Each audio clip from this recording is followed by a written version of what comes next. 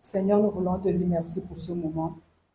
Nous voulons te dire merci pour la grâce que tu nous accordes d'écouter encore ta parole. Ta parole, c'est la vie, Seigneur. Et au moyen de cette parole, tu nous éclaires encore ce matin. Au moyen de cette parole, tu bâtis encore notre foi. Au moyen de cette parole, Seigneur, tu nous instruis encore sur ce que tu veux pour nos vies. Nous voulons te dire merci pour tous ces hommes et ces femmes que tu as menés dans ta présence ce matin. Père, je crois que ce n'est pas en vain. Seigneur, tu veux rencontrer chacun ce matin. Et tu l'as déjà fait depuis le début de ce service, Père. Et tu continues encore ce matin à toucher, à impacter, à rendre ministère au moyen de ta parole. Merci d'ouvrir l'esprit de chacun, de nous donner des oreilles des disciples ce matin, afin que nous soyons capables d'écouter et de recevoir ta parole. Seigneur, je m'élève ce matin contre toute forme d'interférence satanique dans le nom de Jésus. Tout ce qui combat ta parole dans nos cœurs, tout ce qui combat ta parole ce matin en ce lieu, toute activité occulte, Seigneur, qui veut rendre nulle ta parole dans nos vies, est nulle et sans effet dans le nom de Jésus. Nous ramenons toutes les pensées captives à l'obéissance de Christ. Saint-Esprit, tu nous donnes la liberté de parler et d'écouter ta parole ce matin dans le nom de Jésus. Nous couvrons nos vies dans le sang de Jésus et nous te laissons toute la place maintenant, Saint-Esprit, afin que toi seul tu élèves Jésus dans nos vies et dans cette salle. Reçois l'honneur et la gloire dans le nom de Jésus. Amen. Alléluia. Amen.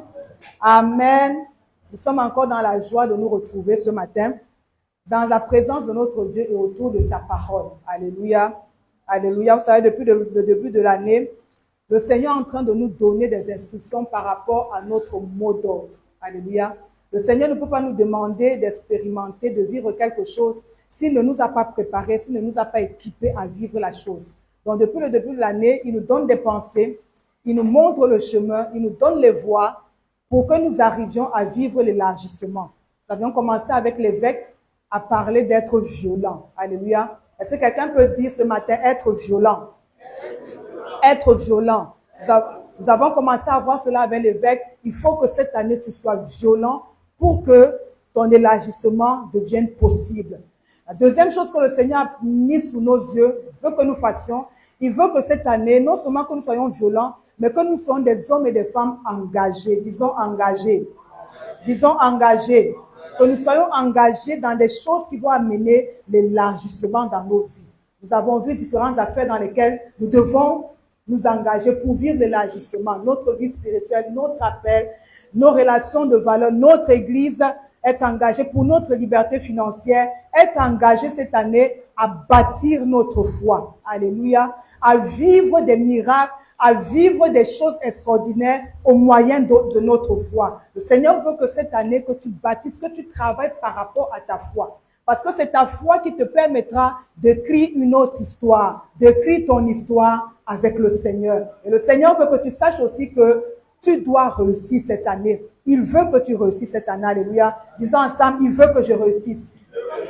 Il veut que je réussisse. Alléluia. Parce que ta réussite est pour sa gloire. Parce que ta réussite engage la réussite de plusieurs autres personnes. Parce que ta réussite amène d'autres à réussir aussi. Alléluia. Donc, il veut que tu saches cette année qu'il t'attend à réussir. Il te voit en train de réussir. Et il sait que tu vas réussir parce qu'il t'a donné tout ce dont tu as besoin pour réussir cette année. Alléluia. Dis au nom de Jésus. Au nom de Jésus. Par l'onction du Seigneur sur ma vie. Je réussis dans tout ce que Dieu a prévu pour moi. Je réussis cette année dans tout ce que le Seigneur a prévu pour moi. Je veux vraiment que tu marches cette année avec cette vision. Il ne te voit pas en train d'échouer. Il ne te voit pas en train d'échouer. Dis à ta soeur, dis à ton frère, je ne te vois pas en train d'échouer cette année. Dis-le lui que je ne te vois pas en train d'échouer. Je te vois réussir.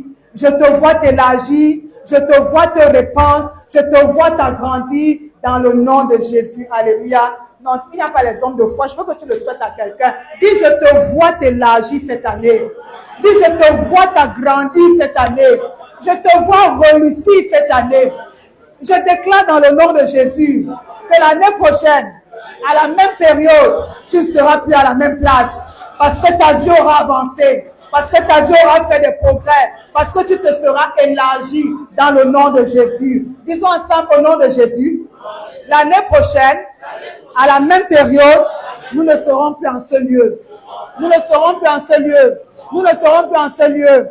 Dans le nom de Jésus. Alléluia. Alléluia. Et toutes ces pensées, c'est le révérend qui aime le dire. Il faut que tu les prennes et que tu les mettes devant toi. Alléluia. Parce que si tu veux réussir, si tu veux t'élargir cette année, tu dois aller appliquer tout ce qu'il te donne comme conseil. Alléluia. Et ce matin, il y a autre chose qui va ajouter pour vivre l'élargissement. Alléluia. Je voudrais qu'on lise ensemble et je suis sûr qu'on va aimer ce thème. Amen. Je suis sûr qu'on va l'aimer. Alléluia. Allons dans Matthieu 24. Matthieu 24, verset 46. J'avais commencé à voir cela avec les femmes. Je crois il y a 2 samedis. Matthieu 24, verset 45 à 46. Est-ce qu'on a trouvé? Si on a trouvé, on va lire ensemble. Il y a une chose que le Seigneur fait. Il avait dit cela, je crois que c'était dans le livre des Autres. Il a dit, je mets devant toi la vie et la mort. Et il dit quoi? Choisis la vie afin que tu vives. Tout ce que le Seigneur fait, il met devant nous la vie. Il y a devant nous aussi la mort. Et c'est à nous de choisir la vie. Donc tout ce qu'il nous donne, il est en train de nous exciter à choisir la vie afin que nous vivions cette année. Est-ce qu'on peut lire ensemble 45 à 46, Matthieu 24, 45 à 46. On peut lire ensemble une fois et deux. Que son maître a établi sur ces gens pour leur donner la nourriture au temps convenable. Verset 46. Heureux ce serviteur que son maître à son arrivée trouvera faisant ainsi. Soulignez faisant ainsi dans votre Bible. Ce serviteur que le maître trouvera faisant ainsi. Alléluia. Et le thème de ce matin, il est simple. Je voudrais ce matin nous parler sur le thème « Retrouve l'esprit de service ». Alléluia. Je veux un puissant amen. Je veux un amen oncionné. Parce que ce matin, je parle aux serviteurs de Dieu. Alléluia. Dis avec moi, je retrouve l'esprit de service pour mon élargissement cette année dans le nom de Jésus. Alléluia. Retrouve l'esprit de service.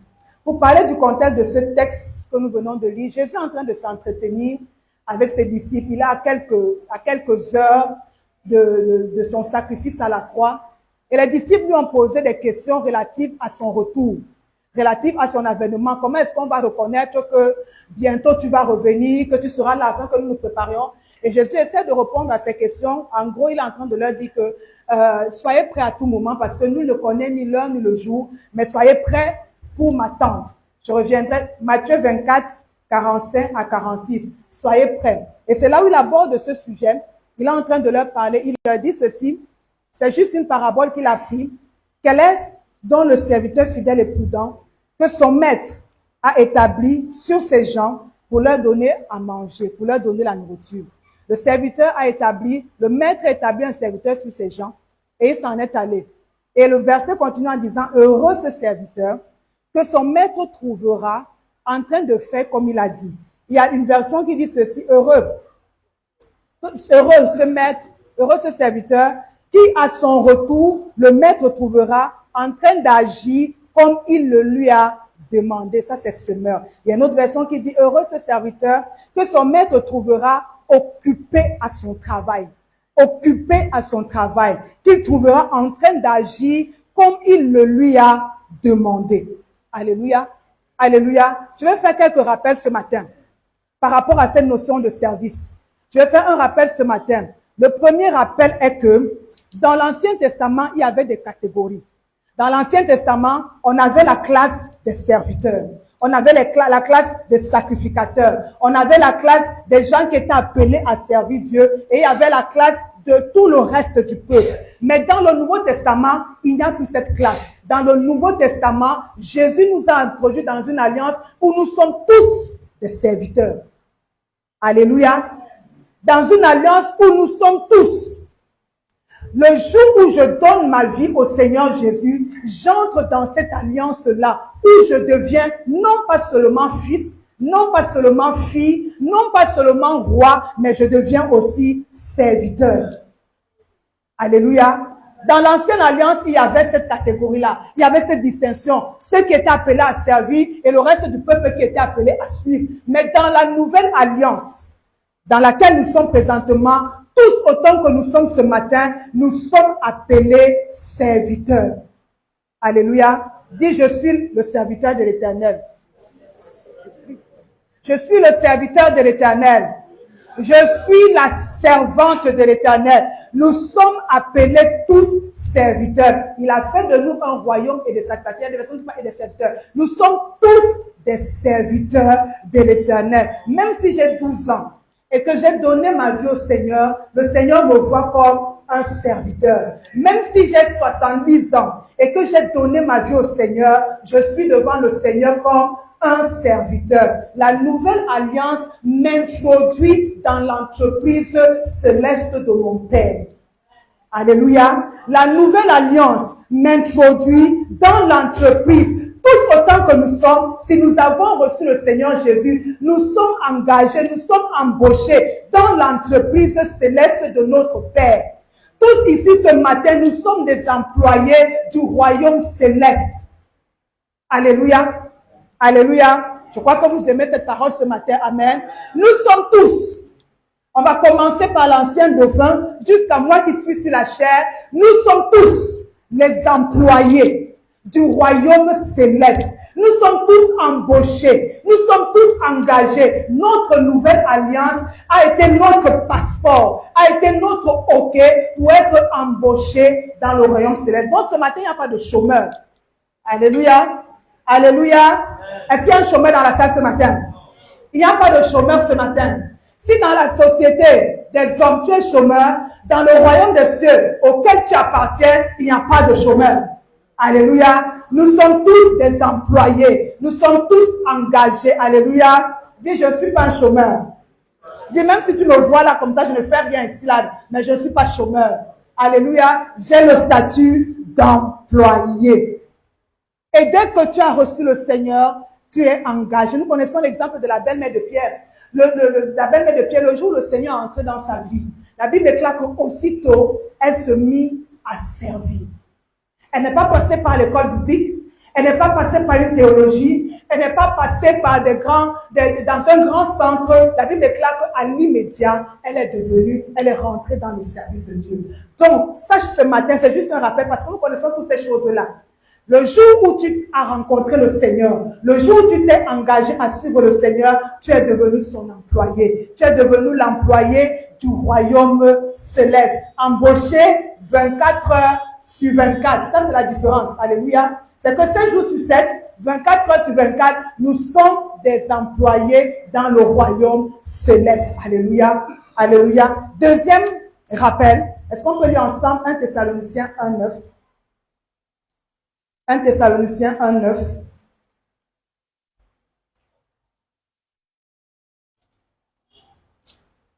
« 1 Thessaloniciens 1, le verset 9.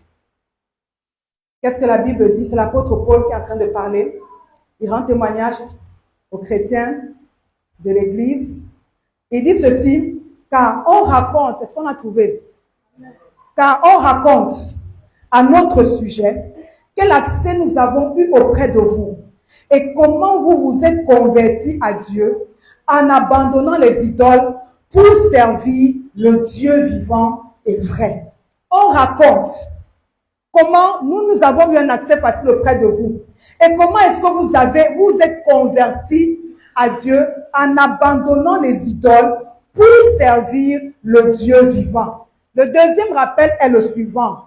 Notre service, notre engagement à servir Dieu est la preuve de notre conversion. Alléluia. Alléluia. Notre engagement à servir, notre engagement à travailler pour Dieu, notre engagement à nous impliquer dans les choses de Dieu est la preuve de notre conversion. C'est parce que je suis converti, c'est parce que j'ai donné ma vie au Seigneur que je le sers. Je ne le sers pas pour donner ma vie au Seigneur, mais c'est parce que je me suis converti. C'est parce que j'ai changé ma manière de penser, j'ai changé ma manière de faire, que je me donne à son service, dans ma manière de servir.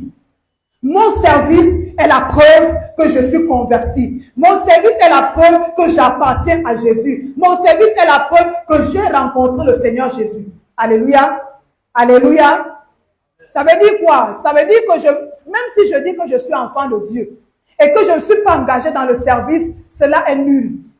Parce que la preuve de mon engagement, la preuve de ma conversion, la preuve de mon appartenance à Jésus, c'est ce que je suis en train de faire pour lui. Il dit, on raconte comment vous êtes convertis pour servir le Dieu vivant. Donc la preuve de ta conversion, que tu es citoyen, que tu es employé de l'entreprise céleste, c'est ta manière de servir, c'est ce que tu fais pour le Seigneur. Troisième rappel, est-ce qu'on peut lire Luc 1, 74? Luc 1, 74. On peut lire ensemble. Luc chapitre 1, verset 74. On peut commencer à partir du verset 72. La Bible déclare ceci.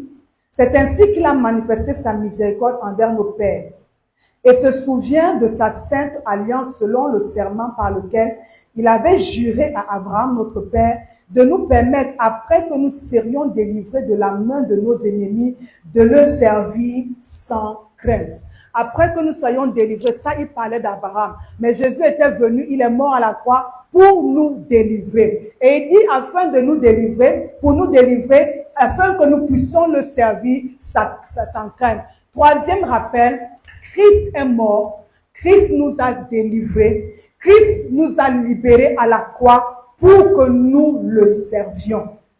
Il est en train de le dire, afin que vous le serviez sans crainte. Il est mort à la croix. Il a payé le prix pour notre délivrance afin que toi et moi, nous le servions. Afin que toi et moi, nous le servions. Sa mort nous permet de le servir. Son sacrifice nous permet de le servir. Donc si je reconnais que Christ est mort à la croix pour moi, alors automatiquement, je dois m'engager dans le service divin. Alléluia. Alléluia. Alors, c'est quoi avoir un esprit de service? C'est quoi? On vient de faire un rappel. C'est quoi avoir un esprit de service? Parce que le thème de ce matin dit retrouve l'esprit de service. C'est quoi quand je vais parler de retrouver l'esprit de service? À quoi est-ce que je fais allusion? La première chose, l'esprit de service, c'est le désir, la soif, la passion que j'ai dans mon cœur d'être utile à l'avancement de l'œuvre de Dieu. C'est la soif, c'est le désir, c'est la passion, c'est le feu qui brûle en moi pour être utile à l'avancement de l'œuvre. L'esprit de service, c'est le désir que j'ai dans mon cœur d'être utile à l'avancement, à la progression, à l'expansion de l'œuvre du Seigneur. C'est le désir que j'ai dans mon cœur. Il y a quelque temps, le reverend Eddy en parlait. Ce n'est pas, quand on parle de service, c'est pas être tous pasteurs, être tous évêques, être tous prophètes, mais c'est tout simplement avoir le désir dans son cœur d'être utile à Dieu, d'être utile pour l'avancement de l'œuvre de Dieu, d'être utile pour les choses de Dieu. L'esprit de service, c'est ce désir, c'est ce feu. Est-ce que je peux poser la question ce matin dans mon cœur? Quel est le plus grand désir que j'ai ce matin? Si on ouvrait le cœur de chacun, quel est le plus grand désir que j'ai ce matin? Quel est le plus grand désir avec lequel je suis entré dans cette salle ce matin? Quel est le plus grand désir qui pique dans mon cœur depuis le début de cette année? Le Seigneur veut que tu retrouves le désir de lui être utile, d'être utile à l'avancement de son œuvre, d'être utile à l'expansion de son œuvre, d'être utile aux choses qui nous sont agréables. Il veut que tu retrouves ce désir. Alléluia. L'esprit de service, c'est ce feu qui brûle en toi. C'est ce désir qui brûle en toi. C'est cette soif qui brûle en toi d'être là pour l'œuvre, d'être là pour l'avancement, d'être là pour les choses du royaume. Deuxième chose, c'est quoi? L'esprit de service. L'esprit de service, c'est le désir et la détermination que j'ai dans mon cœur de faire ce que le Seigneur attend de moi, quels que soient mes temps et mes circonstances. C'est la détermination que j'ai dans mon cœur de faire ce que Dieu veut que je fasse, de faire ce que Dieu attend de moi, quels que soient mes temps et mes circonstances. Pour revenir au texte de Matthieu, la Bible déclare au sujet de ce serviteur, heureux ce serviteur que le maître trouvera en train de faisant ainsi. Le maître était parti, mais le serviteur ne savait pas à quel moment son maître allait revenir. Mais la Bible déclare que le serviteur, que son maître trouve en train de faire, il continue de faire, il est persévérant, il est constant dans ce que le Seigneur lui a demandé de faire. Il est heureux, ce serviteur. L'esprit de service n'a rien à voir avec le temps, n'a rien à voir avec les circonstances, mais l'esprit de service, c'est cette détermination que j'ai dans mon cœur d'être là où Dieu me veut, quelles que soient mes circonstances, quels que soient mes temps, quelles que soient les frustrations, quelles que soient les batailles, quels que soient les échecs que je rencontre, mais d'être à ma place. D'être là en train de faire ce que le Seigneur m'a demandé de faire. Et vous savez, aujourd'hui, beaucoup d'entre nous, nous avons démissionné. Nous avons démissionné pour plusieurs raisons. Mais quand on parle de l'esprit de service, c'est cette détermination. Qu'il pleuve, qu'il vente, que les choses marchent dans ma vie, que je connaisse des hauts et des bas, que je connaisse des pertes, que je connaisse de la gloire, que je connaisse la honte, mais que je sois en train de faire ce que le Seigneur attend de moi. Alléluia. Alléluia. Alors la question que je vais poser ce matin, suis-je toujours en train de faire ce que le Seigneur me demande de faire? Suis-je toujours engagé à faire ce que le Seigneur me demande de faire? Suis-je toujours là où le Seigneur me veut pour faire ce qu'il attend de moi? Alléluia. Alléluia. Suis-je toujours à ma place? Suis-je toujours engagé? Ou bien j'ai choisi les saisons? Ou bien ça dépend de ce que je vis? Ou bien ça dépend de ce que je traverse. Mais la Bible déclare que le Seigneur a trouvé ce serviteur en train de faire ce qu'il lui avait demandé de faire. Est-ce que ce serviteur n'avait pas connu des choses qui peut-être le frustraient? Il ne connaissait pas la date, il ne connaissait pas le jour, il ne connaissait pas l'heure. Mais la Bible nous dit qu'il a trouvé en train de faire. Heureux ce serviteur que le maître trouve en train de faire ainsi. Que le maître trouve occupé à son travail. Est-ce que je suis encore occupé au travail que le Seigneur m'a confié? Est-ce que je suis encore occupé à la tâche que le Seigneur m'a confiée? Alléluia. Si tu n'as aucune tâche ce matin, je veux vraiment que tu pleures devant le Seigneur pour qu'il te mette à cœur de faire. Tu ne peux pas, on l'a vu, nous sommes tous engagés. Tu ne peux pas être dans le Seigneur et ne rien faire pour lui. Ça ne se comprend pas. Tu ne peux pas être dans le Seigneur et ne pas être engagé à le servir. Tu ne peux pas. Troisième chose, c'est quoi? L'esprit de service. C'est le désir de vouloir faire profiter à l'autre. Le désir de vouloir que l'autre profite de ma vie. Vous savez, un serviteur, il est au service de quelqu'un. Il travaille pour le profit de quelqu'un d'autre. C'est ça le serviteur. Il travaille pour le profit de quelqu'un d'autre. Retrouver l'esprit de service, c'est avoir à cœur de permettre d'être assoiffé, de voir le Seigneur profiter de ma vie. Qu'il profite de ce que je suis. Qu'il mange dans ce que j'ai. C'est le désir de vouloir faire profiter à l'autre ce que j'ai reçu, ce que je suis. Alléluia. Qu'est-ce que je fais profiter à mon Dieu pendant ce temps? Quel est l'aspect de ma vie aujourd'hui qui profite à mon Dieu? Qu'est-ce que je fais au quotidien aujourd'hui qui profite à mon Dieu, qui profite à l'œuvre de Dieu, qui profite à l'avancement de l'œuvre de Dieu? Qu'est-ce que je fais aujourd'hui qui profite à l'avancement de l'église dans laquelle je suis? Alléluia. Alléluia. J'ai dit qu'on allait aimer ce message ce matin. Alléluia. Et je vois votre cœur ouvert pour recevoir cela. Alléluia. Qu'est-ce que je fais au rocher? Nous sommes au 3e mois de l'année. Qu'est-ce que je fais qui profite à Dieu? Qu'est-ce que je fais de façon constante qui profite à mon Dieu, qui profite à son royaume, qui profite à sa maison? Qu'est-ce que je fais? 4e chose, l'esprit de service, c'est un esprit de soumission et d'obéissance. Alléluia. Un esprit de soumission et d'obéissance. S'il y a une chose qui caractérise un serviteur, c'est sa soumission et son obéissance. Qu'il le veuille ou pas, quand le maître a parlé, il va seulement exécuter. Que ça lui plaise ou pas, quand le maître a ordonné, il va seulement s'exécuter. On reviendra sur ce point tout à l'heure. L'esprit de service, c'est un esprit d'obéissance et de soumission. Le serviteur ne fait pas ce qu'il pense. Le serviteur ne fait pas quand il pense. Le serviteur ne fait pas à la manière dont il pense. C'est un esprit de soumission et d'obéissance. Alléluia.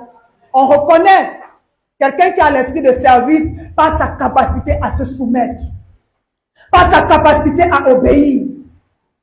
Alléluia. 4e, 5e, lisons ensemble Matthieu 20, verset 28. Matthieu 20, le verset 28.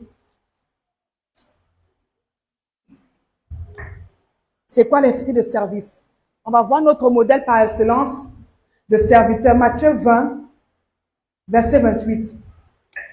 Est-ce qu'on peut lire? Matthieu 20, verset 28. On peut lire ensemble. À deux, nous lirons une fois et deux. C'est ainsi que le Fils de l'homme est venu, non pour être servi, mais pour servir et donner sa vie comme la rançon de plusieurs. L'esprit de service, c'est l'esprit du donner. Alléluia. Dis avec moi, c'est l'esprit du donner. L'esprit de service, c'est un esprit du donner. Il n'est pas venu pour être servi, mais il est venu servir et donner. Chaque fois que je m'engage à servir, je veux simplement dire que je m'engage à donner. Donner de ma personne, donner de mon temps, donner de mon intelligence, donner de mes ressources, donner de ma force, donner de mes finances. Je donne. Le service, c'est le donner. Il n'y a pas de service sans donner. Ne soyez pas butés parce que je parle de donner, vous voyez l'argent. L'esprit du service, c'est le donner dans son ensemble. Quand je dis que j'ai un esprit de service, j'ai un esprit du donner. Je m'engage à donner quelque chose qui est en moi pour l'autre. Je m'engage à donner quelque chose qui est en moi pour l'avancement de l'œuvre. Je donne. Je donne mon temps. Je donne ma force. Je donne mon énergie. Je donne mes talents. Je donne mes capacités. Je donne mon potentiel. Je donne mes ressources. Je donne mes finances. Je donne quelque chose. Alléluia. Alléluia. L'esprit du service, notre modèle par excellence. Il dit, je ne suis pas venu pour être servi, mais je suis venu pour servir et donner. Tu ne peux pas parler de service sans parler du donner. Parce qu'il y a toujours quelque chose que tu donnes. Quand tu viens nettoyer la salle ici, là, tu es en train de donner de ton temps, tu es en train de donner de ta force, tu es en train de donner de ton énergie, tu donnes quelque chose. Quand tu sors pour aller évangéliser, tu es en train de donner de ton temps pour aller parler, tu donnes quelque chose. Alléluia. Alléluia. Alors la question, qu'est-ce que je donne à Dieu pendant ce temps? Qu'est-ce que je suis en train de donner à Dieu? Et quand on parle de donner, ce n'est pas donner n'importe quoi. Parce que Jésus n'a pas donné n'importe quoi. Il a donné ce qu'il avait de plus précieux. Alléluia. Il a donné ce qu'il avait de plus précieux.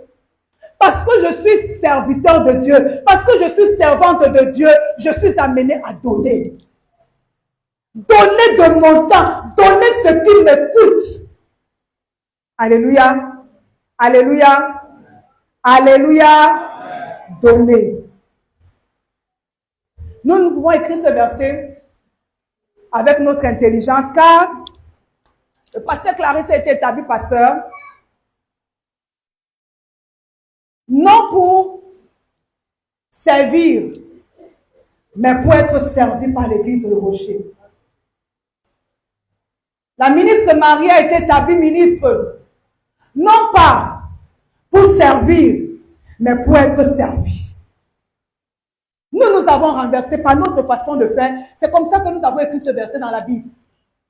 J'ai été sauvé.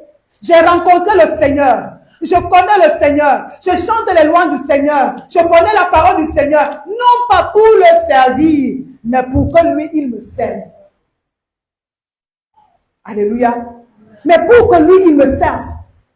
Nous avons renversé. Si lui, qui était Dieu, il a pris la forme humaine pour venir nous servir, nous, de simples mortels.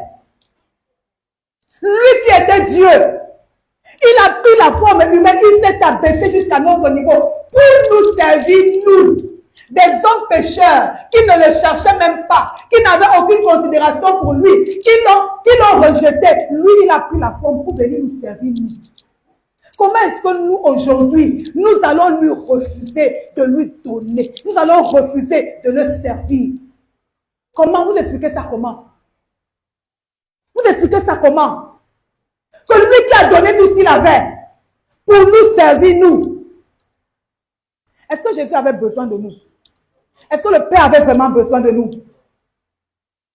Mais il s'est abaissé, il est descendu pour nous servir et donner sa vie, pour que nous devenions, nous sommes fiers tout ce matin d'être appelés chrétiens. Au point où nous naguons même ceux qui ne connaissent pas le Seigneur. Ah, s'ils se comportent comme ça, c'est parce qu'ils ne connaissent pas la vérité. Nous les naguons, mais savons-nous le prix qui a été payé? Est-ce que nous imaginons le service que Jésus nous a rendu pour que nous soyons là où nous sommes aujourd'hui? Des gens qui connaissent la parole, des gens qui connaissent manipuler la parole, des gens qui connaissent réciter la parole, des gens qui peuvent se tenir sur la parole, des gens. Est-ce que nous savons ce que Dieu a donné pour que nous soyons là où nous sommes aujourd'hui? Alléluia. Alléluia. Dis avec moi, je suis la servante de l'Éternel. Les hommes vont dire le serviteur, je suis la servante de l'Éternel. Je suis la servante de l'Éternel. Frère, je veux que tu peux tout oublier ce matin, mais je veux que tu retiennes la première chose que j'ai dite. Nous sommes tous engagés dans l'entreprise céleste du Père. Il n'y a pas de chemin dans le royaume des cieux. Il n'y a pas de chemin. Il n'y a pas les pasteurs ici et le reste du peuple là-bas. Il n'y a pas ça. Nous sommes tous serviteurs du Dieu vivant.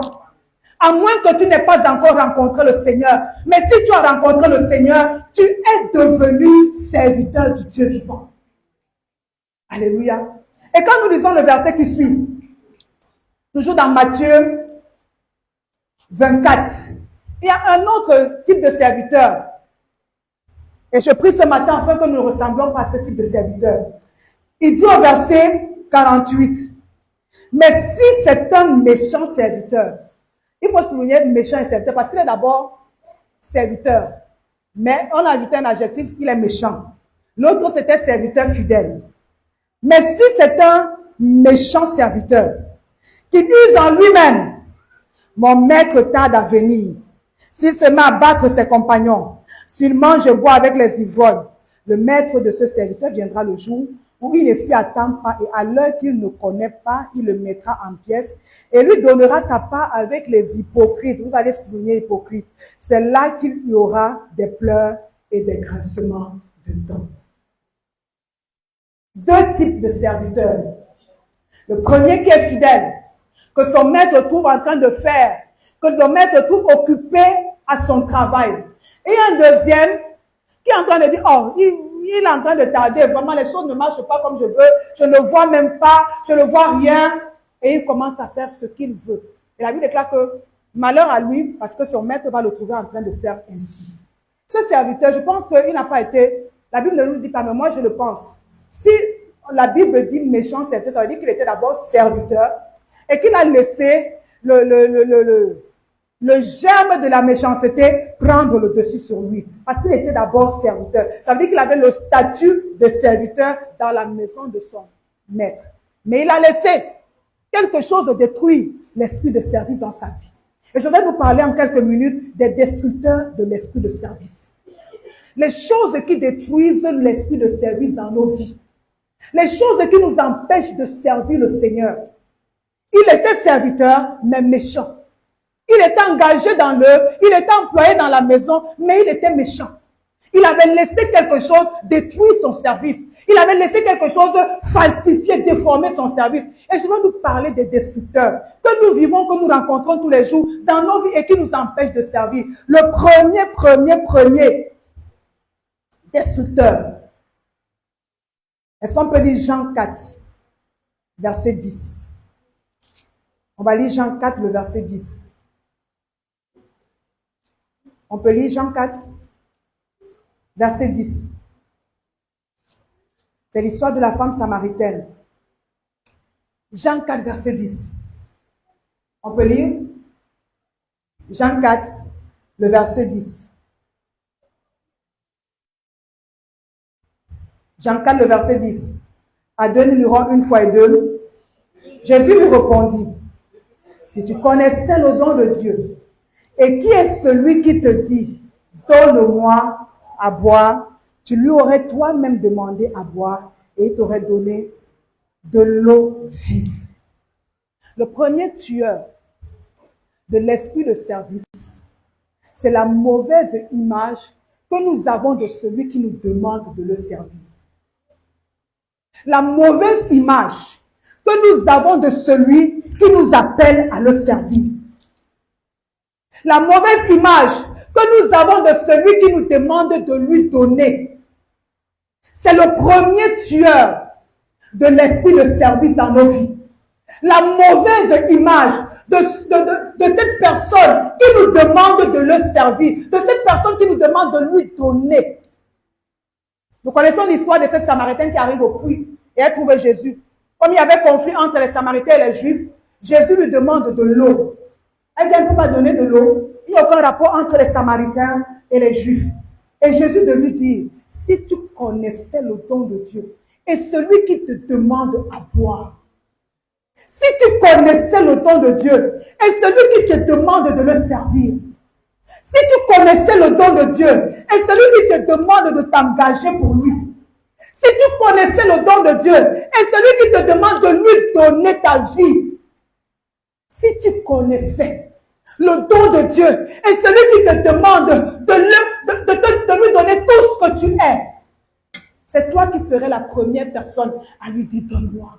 Parce que lui, il a tout donné pour toi. Si tu connaissais notre aveuglement par rapport au Dieu qui nous appelle à le servir, détruit en nous l'esprit de service.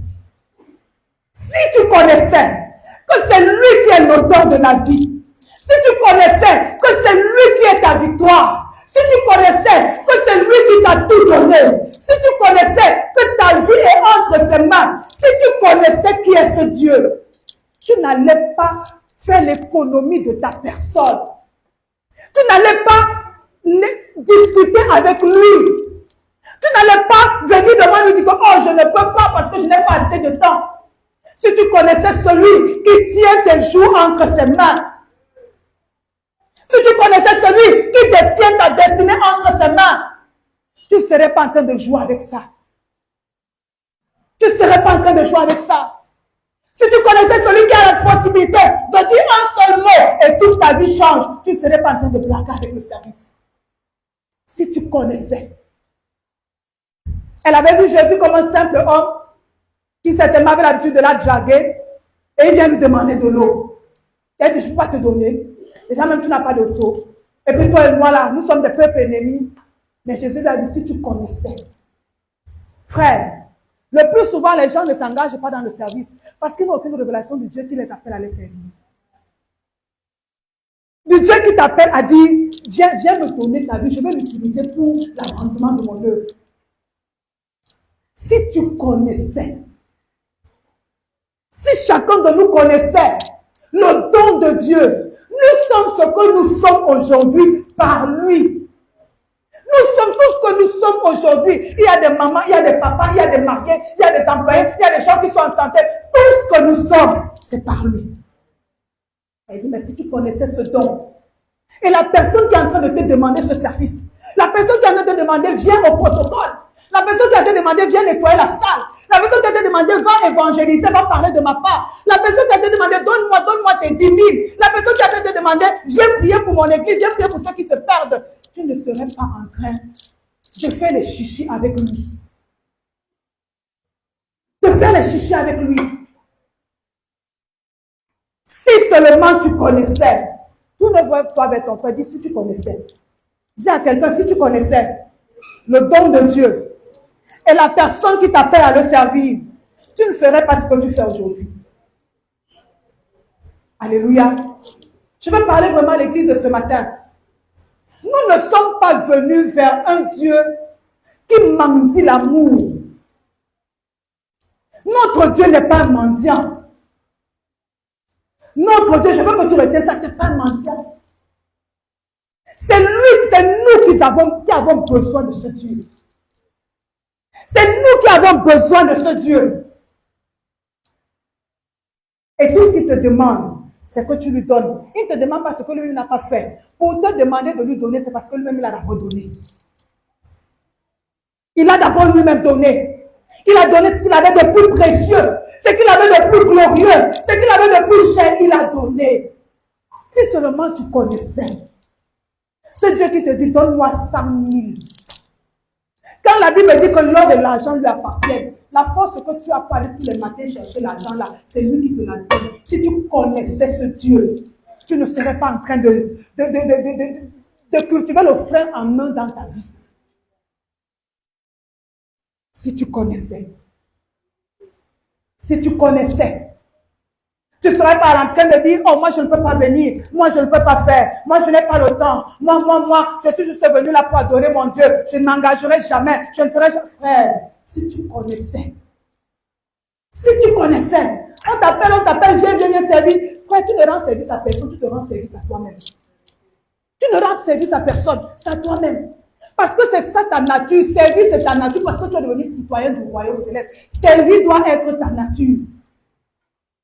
Si tu connaissais celui qui te demande, tu n'allais pas réfléchir, tu n'allais pas résister, tu n'allais pas t'opposer, tu n'allais pas lui dire non.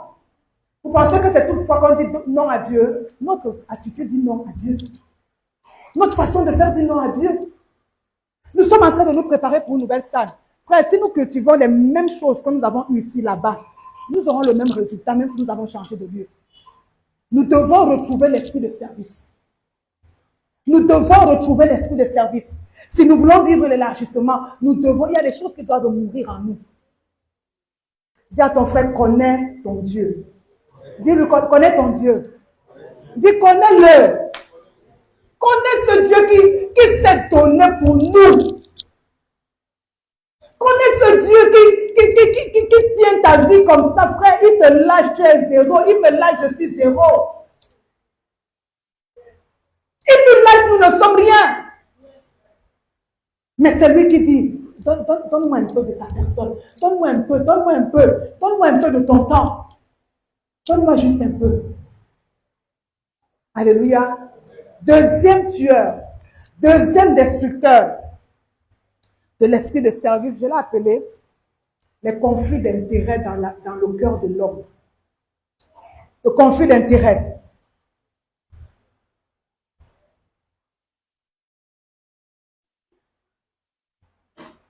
Quand il y a dans ton cœur un conflit d'intérêts,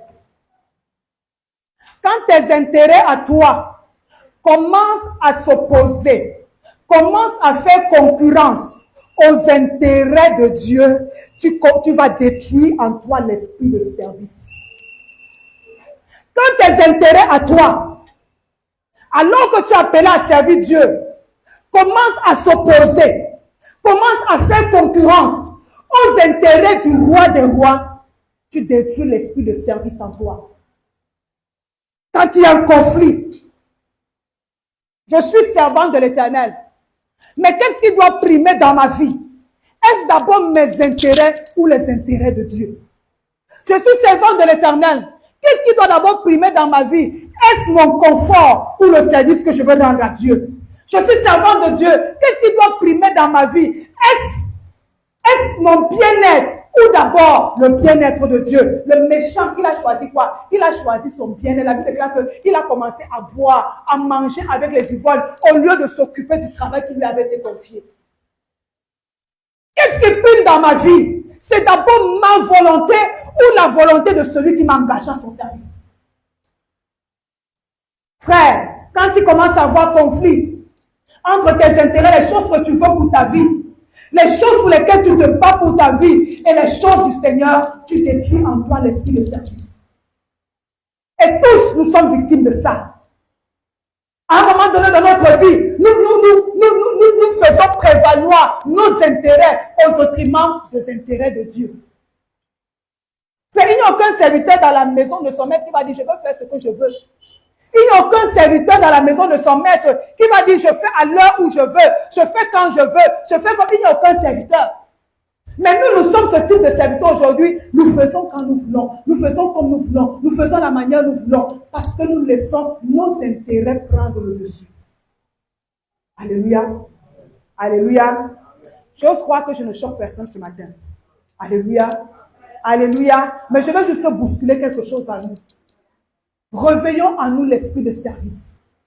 Moi, j'aime toujours prendre mon exemple au début de la foi. Quand je me suis engagée, même si on me disait vends ta plus belle robe, ta plus belle chaussure pour le Seigneur, j'allais le faire. Si on me disait marche à pied, le fait que au début, la persécution était tellement forte dans notre maison. Parfois, quand on allait à pied, on revenait, que le pâté, il a fermé, le portail restait dehors. Frère, aujourd'hui, avec le temps, on essaie de s'aménager et d'éviter que de pareilles choses n'arrivent. Mais à l'époque, ça ne me disait rien. Le plus important, c'était que j'aille m'asseoir et écouter la parole du Seigneur. Maintenant, je suis un peu ta conseil. Non, non. Si les coups, il faut laisser, ne sort pas, ne laisse faire. À l'époque, ça m'entrait et ça sortait là-bas. Mon objectif, c'était écouter la parole du Seigneur. Mon objectif, c'était d'être dans les programmes d'évangélisation. Alléluia. Alléluia. Que les conflits d'intérêts ne subsistent plus dans nos cœurs. Laissons les intérêts de Dieu primer sur tout ce que nous sommes. C'est ça, retrouver l'esprit de service. Laisser ses intérêts. Laisser les intérêts de sa maison. Frère, qu'est-ce qui est plus important? Venir travailler pour que l'église s'agrandisse ou rester dans ton confort, te mettre à l'état, gérer ta vie, gérer tes business, t'occuper de tes enfants. Qu'est-ce qui compte le plus aux yeux de Dieu? Qu'est-ce qui compte le plus aux yeux de Dieu? Quand tu as choisi de te mettre à l'écart, moi je manage seulement ma famille, mes enfants, je manage seulement ma maison et la maison de Dieu. Il a dit dans le livre Agé, vous avez abandonné ma maison pour aller vous occuper de vos maisons. Raison pour laquelle vous aimez beaucoup, mais vous récoltez peu. Parce que vous avez délaissé ce qui fait mes intérêts. Alléluia. Le conflit d'intérêts dans le cœur du chrétien du rocher est un tueur de l'esprit de service. Prenons le simple exemple, mercredi, je dois venir à l'enseignement. Mon corps et mon cœur me disent ne pars pas. D'abord, ce sont les mêmes choses qu'on enseigne tous les jours. Et puis, il n'y a même pas la puissance, et puis on ne délivre même pas. Reste à la maison. Mais la Bible, l'intérêt de Dieu dit n'abandonnez pas votre assemblée. Qu'est-ce que je fais? Je reste à la maison. Là, j'ai fait quoi? J'ai privilégié mes intérêts. Alléluia. Alléluia. Troisième tueur. Troisième destructeur de l'esprit de service, c'est notre moi, notre orgueil, notre propre personne. Comment le moi se manifeste-t-il? Le moi nous amène à faire les choses à notre façon et à notre temps. Quand vous lisez le texte, il a dit, heureux ce serviteur que son maître trouvera en train de faire ainsi. Il faisait quoi? Il a donné, je veux qu'on lise. Il a établi dans sa maison pour donner la nourriture à ses gens au temps convenable. Je veux que vous souveniez cela dans la Bible. Verset 24. Et ces gens pour leur donner la nourriture au temps convenable. Ça veut dire que ce serviteur qui est resté à la maison, il avait un planning. Il n'allait pas faire les choses à son heure et à sa manière. Il y avait un temps convenable pour donner à manger aux gens qui il était établi.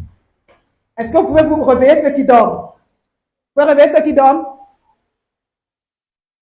Il l'avait établi pour donner à manger à un temps précis, convenable. Mais le deuxième a fait fi de ce temps convenable. Il a fait ce qu'il voulait à son temps. Le moi est un destructeur de l'esprit de service. Fais les choses à ma manière.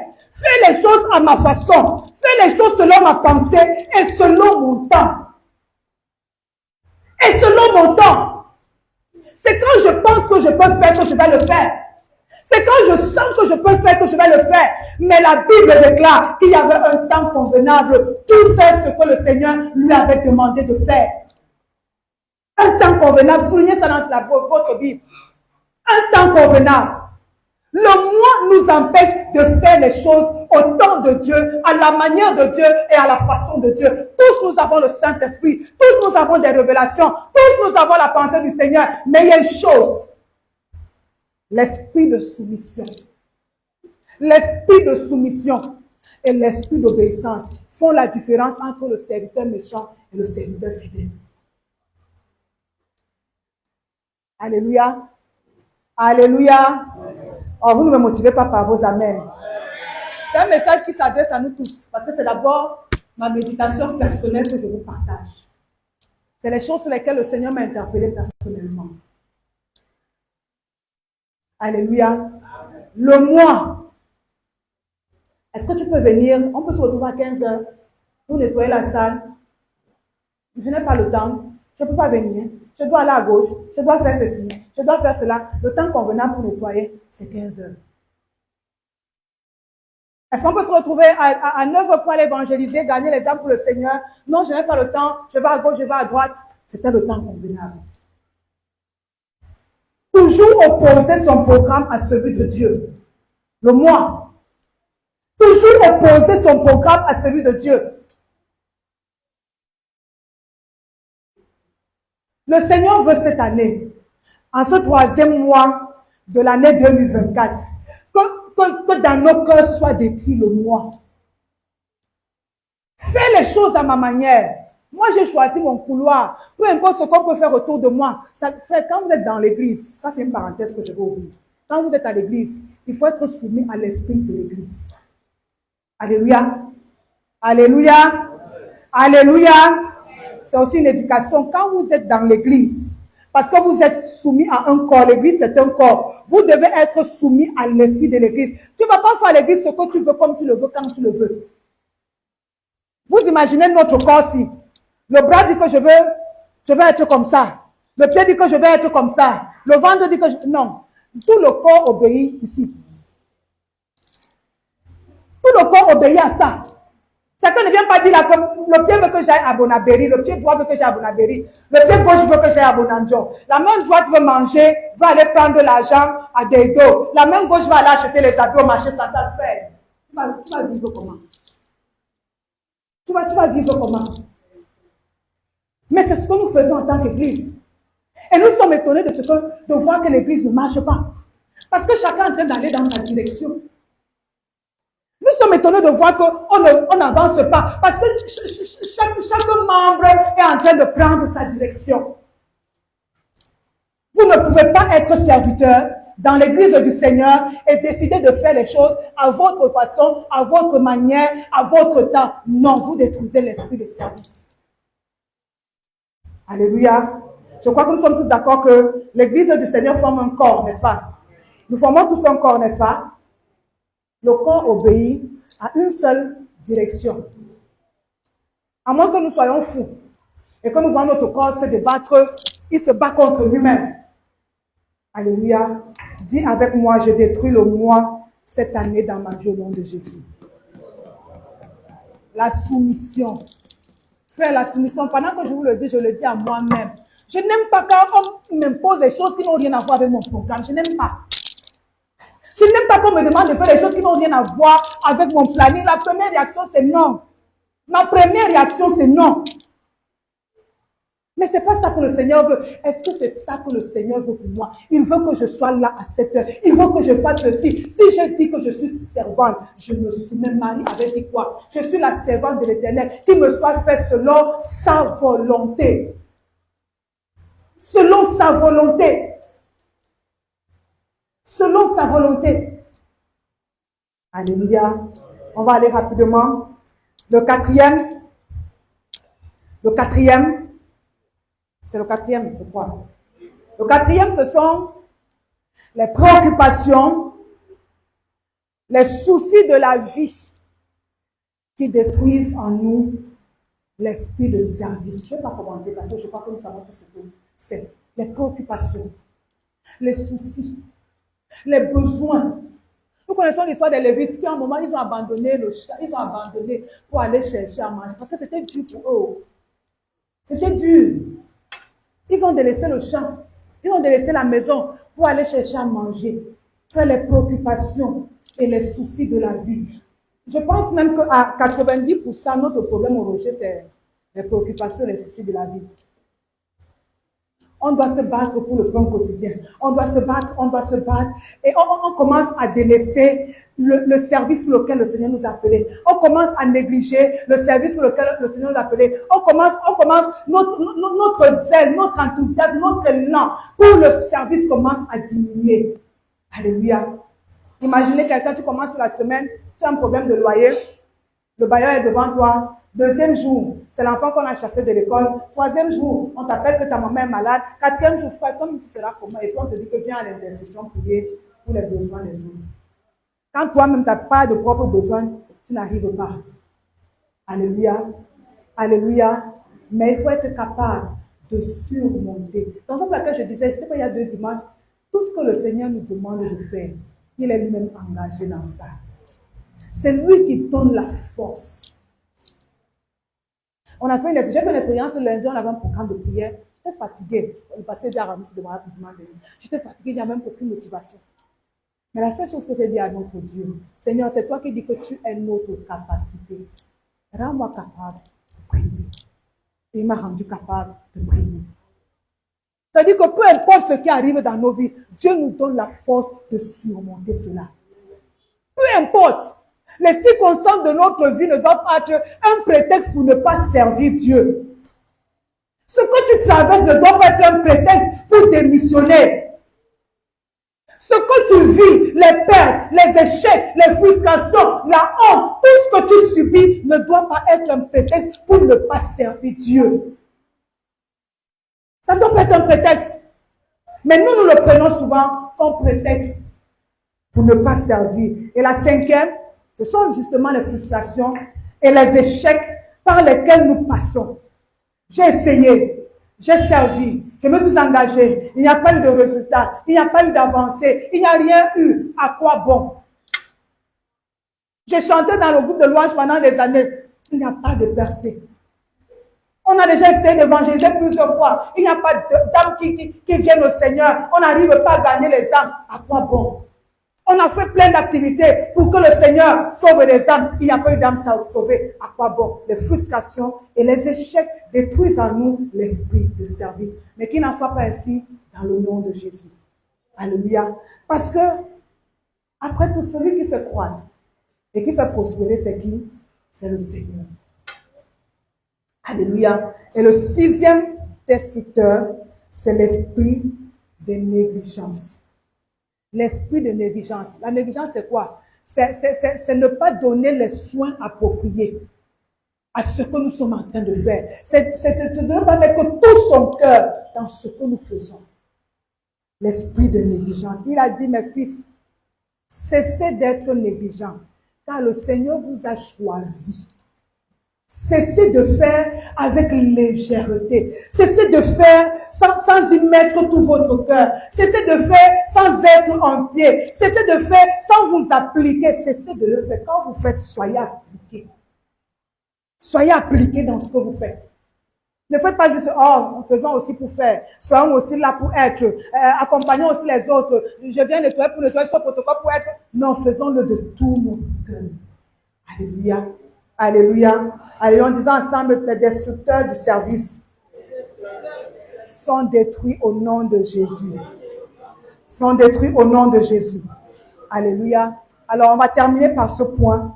Comment Dieu veut que je le serve alors que nous sommes dans le 3e mois de cette année? Quel est cet esprit de service que je dois retrouver? Lisons ensemble Romains 12, verset 11. Romains 12.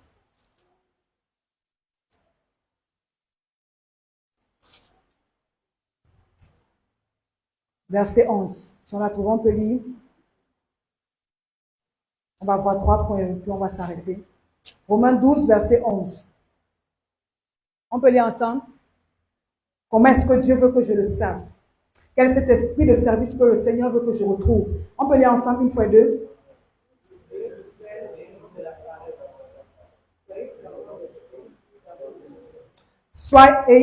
On peut reprendre une fois deux.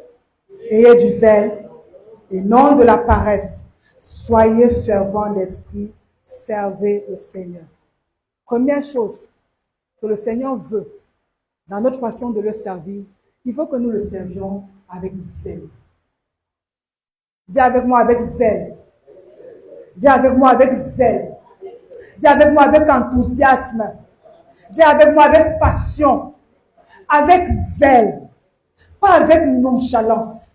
Il faut qu'il y ait un feu dans mon cœur. Avec zèle. Il dit, ayez du zèle et non de la paresse. Ayez du zèle. Il veut ce matin que tu retrouves ton zèle dans le service. Que tu sois en feu.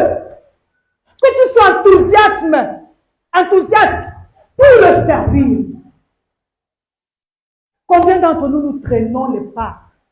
Combien d'entre nous sommes devenus lourds? Nous sommes devenus lents. Combien d'entre nous il n'y a même plus ce feu, cette passion pour le service divin? Combien? Mais le Seigneur veut que tu le serves avec zèle, que tu le serves avec joie, que tu le serves avec feu dans ton cœur. Frère, parce que s'il y a la joie, s'il y a l'enthousiasme, s'il y a la passion, il n'y aura pas de place pour la paresse. Alléluia. C'est là où il y a d'intérêt pour rien que la paresse s'installe. C'est là où il y a d'intérêt pour rien que la paresse s'installe. Si tu ne trouves aucun intérêt à venir nettoyer, tu trouveras toutes les raisons pour ne pas venir. Si tu ne trouves aucun intérêt à aller évangéliser, il y aura la paresse qui va s'installer pour que tu ne sortes pas pour évangéliser. Mais s'il y a ce feu, s'il y a cet enthousiasme, s'il y a cette passion dans ton cœur, aucun obstacle, aucun prétexte ne pourra t'empêcher de faire ce que le Seigneur t'a demandé de faire. Alléluia. Deuxième chose, pour revenir dans le texte que nous avons lu, il dit que heureux ce serviteur que son maître trouvera en train de faire ainsi. Heureux ce serviteur que son maître trouvera au rocher. Quand est-ce qu'il viendra, nous ne savons pas. Il trouvera occupé à son travail. Heureux ce maître heureux ce serviteur que le maître trouvera en train de faire ce que le maître lui a demandé de faire. La deuxième façon dont le Seigneur veut que nous le servions, il veut que nous le servions fidèlement, de façon constante et régulière. Il n'y a pas de saison pour le service. Église, écrit ça. Il n'y a pas de saison pour servir Dieu. Il veut que je le serve de façon fidèle. Que je sois constante dans ma manière de servir Dieu. Le même zèle, le même enthousiasme, le même feu que j'ai eu hier quand j'ai commencé à le servir, il veut que je l'ai aujourd'hui pendant que je le sers. Vous savez ce qui compte aux yeux de Dieu, hein? C'est pas ce qu'on a fait hier. C'est pas ce que j'ai fait en 1997. C'est ce que je suis en train de faire présentement aujourd'hui.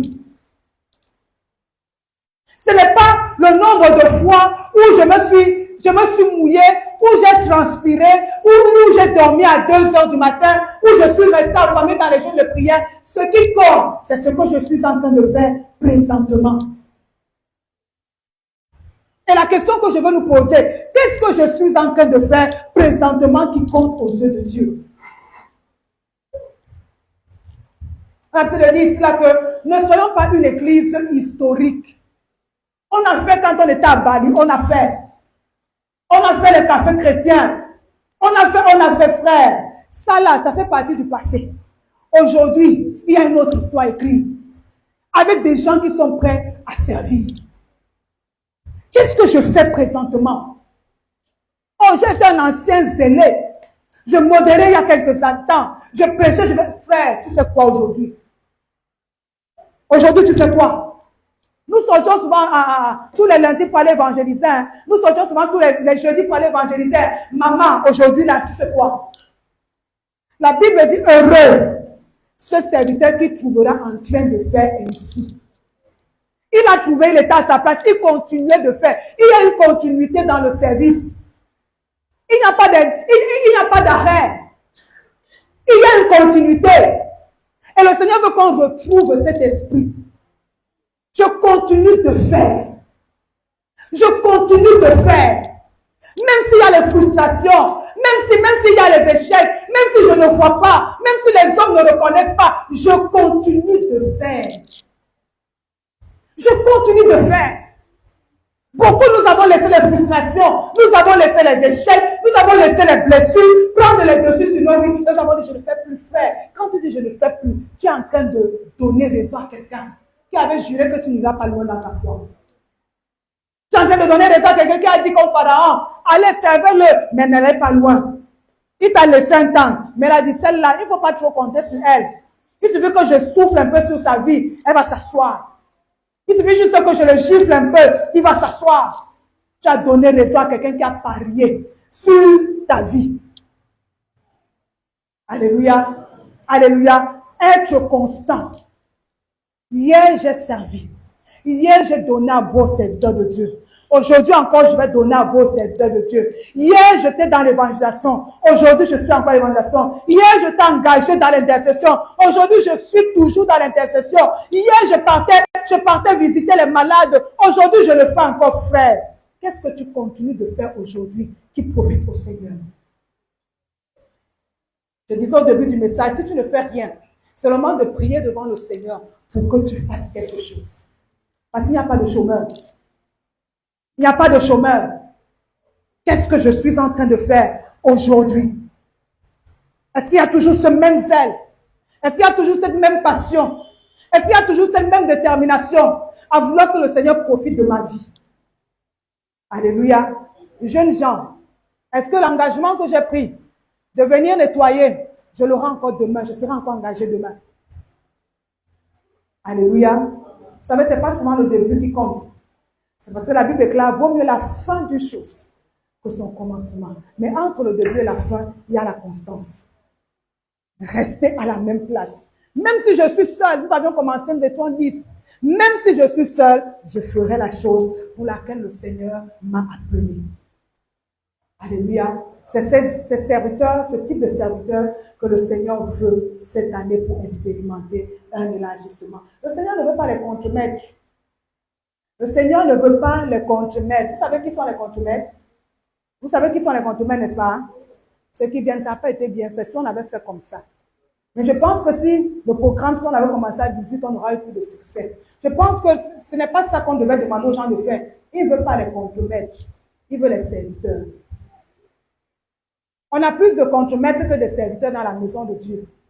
Non, c'est pas ça qu'on devait faire, on devait faire ça. Si on avait plutôt fait comme ça aurait marché. Si elle là, elle n'avait pas chanté, c'est sûr qu'il y aurait eu plus d'onction. Si, frère, Dieu ne t'a pas établi contre maître. Dieu t'a établi pour nous donner la nourriture. Alléluia. Dis à ton frère, Dieu t'a établi. Dis-le à ton frère, Dieu t'a établi pour me donner à manger. Et c'est le troisième point que nous allons voir. Comment est-ce que Dieu veut que nous le servions cette année? La Bible déclare, pour revenir à notre texte, que le maître avait établi, 24, le maître avait établi son serviteur sur ses gens pour leur donner la nourriture au temps convenable. Souligne le mot nourriture. Pour leur donner la nourriture La Bible déclare, je crois c'est dans Jean 4, toujours dans le texte de la Samaritaine, quand les disciples sont venus retrouver Jésus, il leur a dit, ma nourriture c'est quoi? Vous connaissez le verset, il avait dit quoi? Ma nourriture c'est de faire la volonté. Et quelle était cette volonté? Toujours dans le même texte, quelle était cette volonté? Quelle était cette volonté? Ils l'ont trouvé en train de faire quoi? C'était quelle volonté? Il dit, ma nourriture, c'est de faire la volonté. Les disciples sont venus, l'ont trouvé, ils ont commencé à se dire, mais il fait quoi avec la femme là?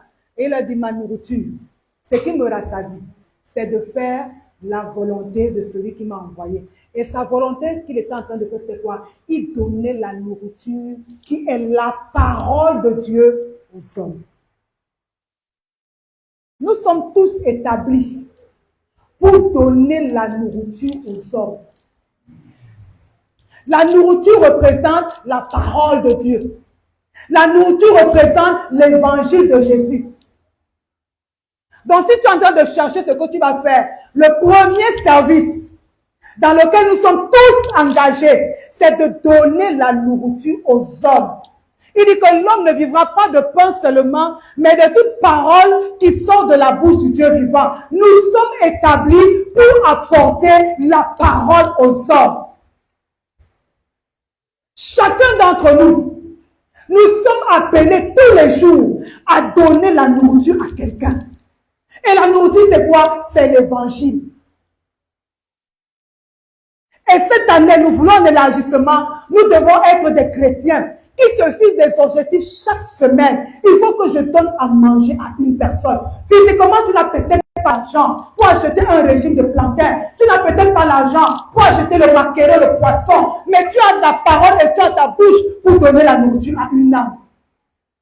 Est-ce que je peux entendre un amen? Est-ce que je peux entendre un amen?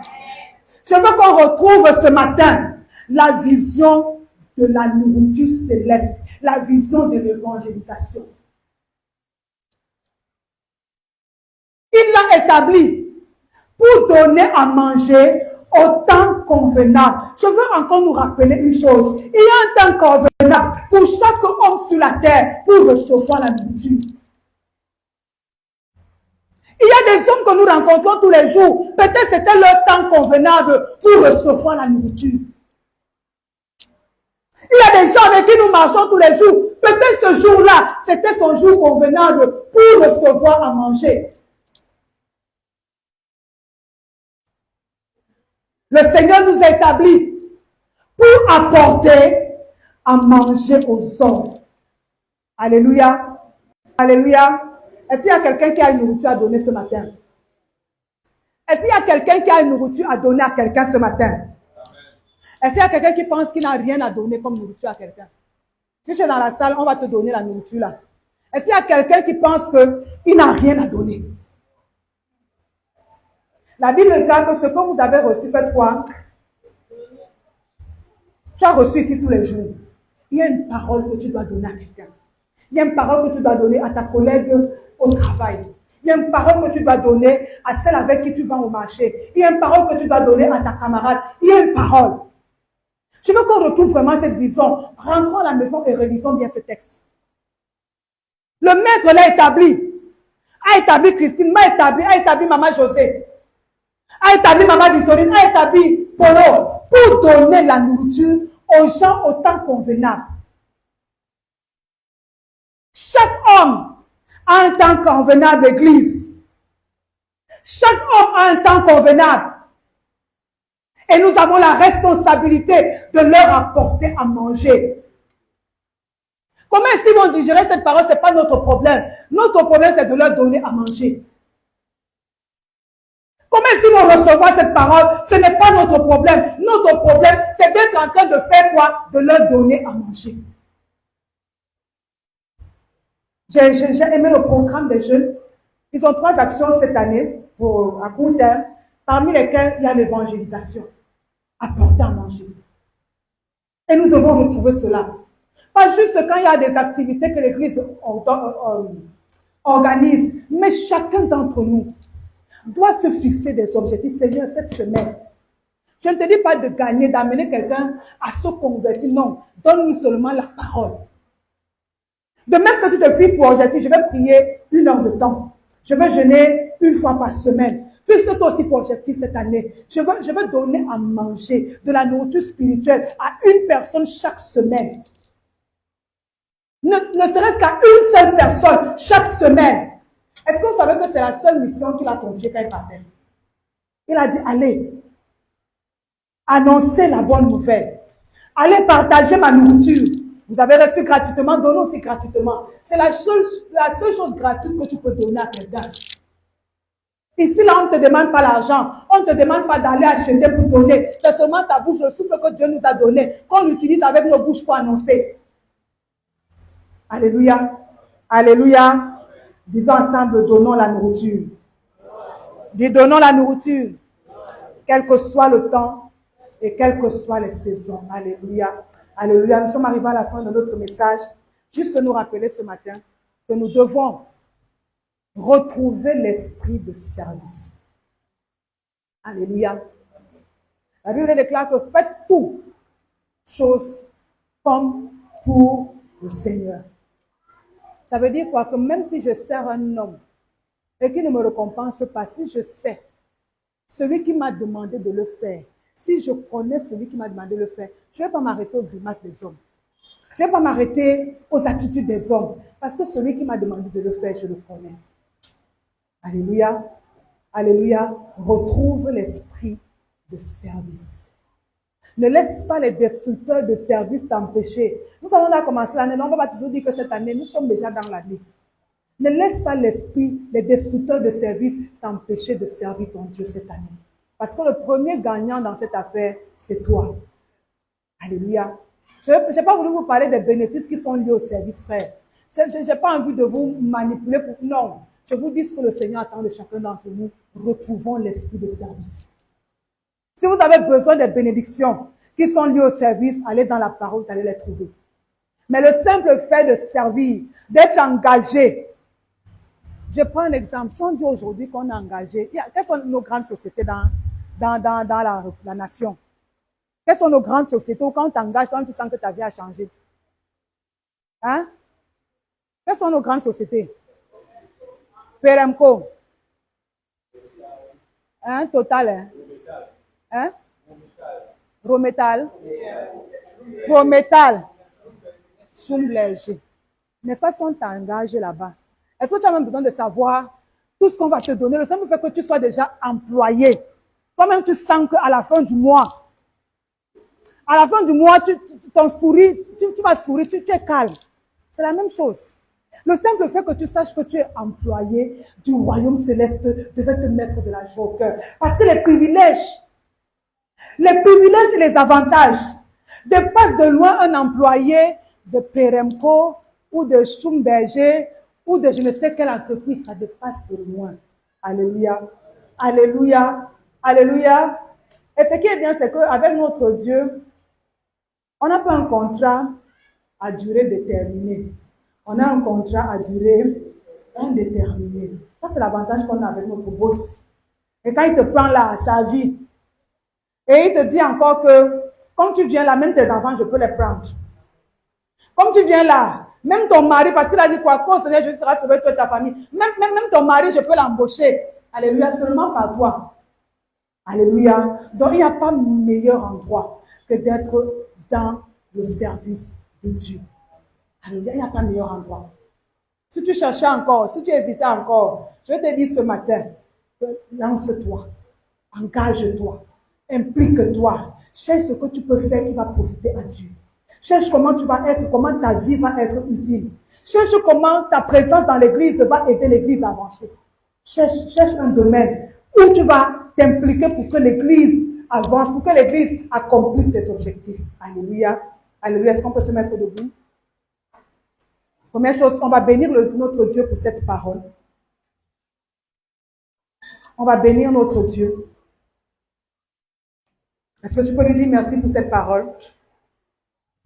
Est-ce que tu peux lui dire merci de t'avoir encore parlé ce matin? De t'avoir encore parlé. Je veux que tu ouvres ta bouche et que tu dises simplement merci. que tu te sens privilégié d'avoir écouté cette parole ce matin. Alléluia. Alléluia. Je veux que les gens du protocole derrière aient la tête baissée. Vous êtes les gens qui sont à l'entrée de la porte. Seigneur, nous te disons merci pour cette parole. Te disons merci, Seigneur, parce qu'elle ne retourne pas à toi sans effet, sans avoir exécuté ta volonté et accompli tes desseins. Nous voulons te dire merci ce matin.